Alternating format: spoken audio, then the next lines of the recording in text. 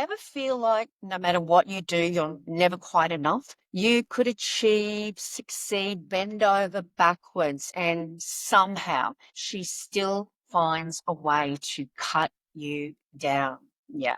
If that hits home, this one's for you guys. Hey there, I'm Nova, a trauma-informed counsellor and founder of Brighter Outlook Narcissistic Abuse Counselling Service. If you're new here, I am so glad you found this space because we talk all things narcissistic abuse, healing, toxic relationships, and most importantly, your recovery. If this kind of content resonates, please hit that subscribe button, give the video a like, thumbs up, and stick around. We do deep, honest, and heart-centered healing here.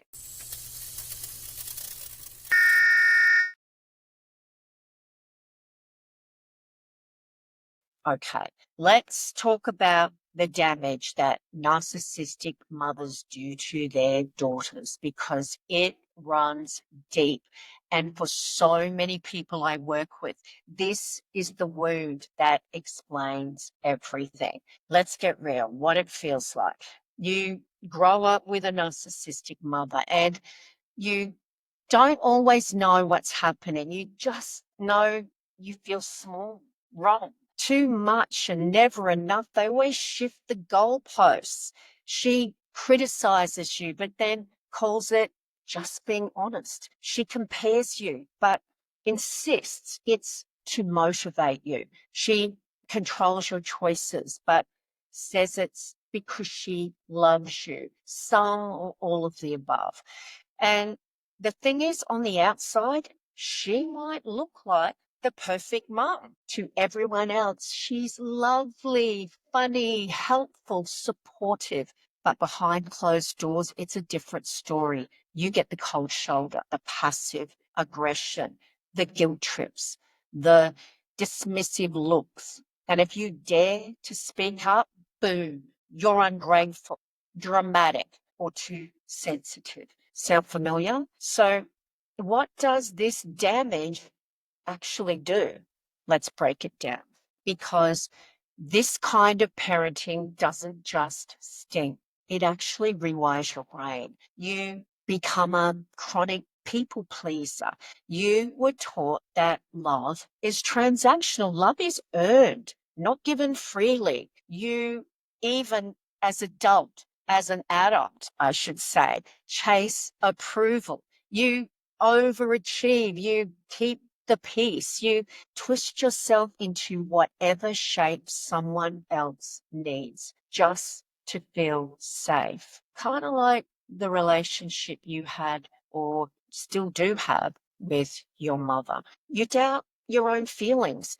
A narcissistic mum will gaslight without you even realizing it. You say you're hurt, she says, stop being so dramatic. You bring up something from childhood, she says, oh, that never happened. Over time, you stop trusting your gut. You stop trusting your instincts. You think maybe you are the problem. You attract, as an adult, emotionally unavailable partners because what feels normal is being ignored, invalidated, or controlled. That's familiar to you. You're used to earning the breadcrumbs, the scraps of affection. So when someone love bombs you, then pulls away, you chase. And that chase feels like love. You feel guilty as an adult for having boundaries. This is a huge one. You try to say no or take some space for yourself, and suddenly you feel like the worst daughter in the world. The guilt is real, but it doesn't mean you're doing something wrong. It means you're finally doing something different. Okay, let me tell you about one of my clients. Let's call her Jess. Jess is 42, super successful. She's got her own business, 2 kids, beautiful home. But every time her mum rings, she spirals. One phone call turns into hours of emotional chaos. It always starts nicely. How are the kids? Hope you're doing okay. But then comes the little dig, that passive aggressive dig. Wish you'd call more. Your sister calls me every day. Or I saw your Facebook post last week. You looked really tired. Are you okay?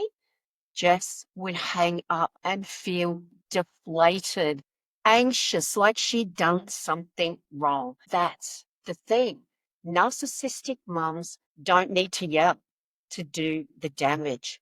They chip away bit by bit, comment by comment, until you feel like you're 5 years old again, desperate for her approval. And the worst part, you never get to feel like just a daughter. You don't feel nurtured. You don't get the love you deserve. You don't get to show up messy and be loved anyway. You're always judged.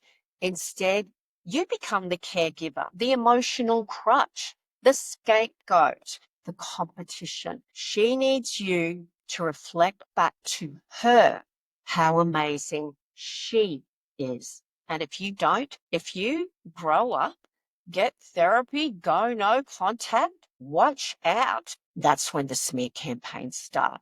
The flying monkeys, the family drama, because a narcissistic mother is controlling, but they're not just controlling. They are deeply threatened by your healing. They'll say things like, oh, she's changed. She's cold now. She used to be so sweet. No, you're not cold. You've just stopped living in her shadow and taking her. So, how do you begin to heal? Well, first know this, it's not your fault. You were raised to meet her needs, not your own. You didn't get the roadmap for emotional safety, but the fact you're here listening to this video, caring enough to heal, that's massive. Here are some things I recommend to my clients. They work for my clients all the time, and I know they'll help you. Number one, name it. Call it what it is. You're not difficult. It's not complicated. Narcissistic. Naming it takes the power away. It brings clarity. Remember, we're not talking about isolated incidents. We're talking about long-standing, consistent patterns of behavior over space and time. Number two, do the inner child work. You've got a little girl or a little boy inside you still waiting to be seen. You've got to feel safe, to be loved without earning it. Start connecting with her, that little girl. Journal, meditate, talk to her like the mother she never had, and the mother she most likely will never have. Set micro boundaries. Number three, you don't have to go no contact tomorrow. Start small. Delay a text. Cut a phone call short. Don't explain yourself. Watch what happens. And most importantly, watch what happens inside you. Talk to someone who gets it. Number four, whether it's a trauma-informed therapist like myself or a support group, do not try to heal this alone. You need someone who won't say, but she's your mom. You need someone who says, that was not okay. Number five, let yourself grieve. This one is big. You didn't just lose a healthy mum, you never had one. And that's a deep, painful loss. Let yourself grieve it.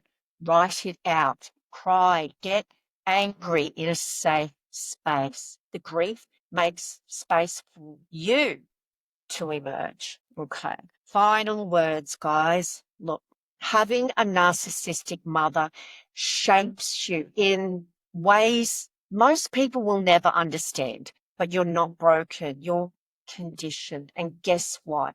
That conditioning can be undone. You can unlearn the guilt. You can set yourself apart from that ingrained obligation and guilt.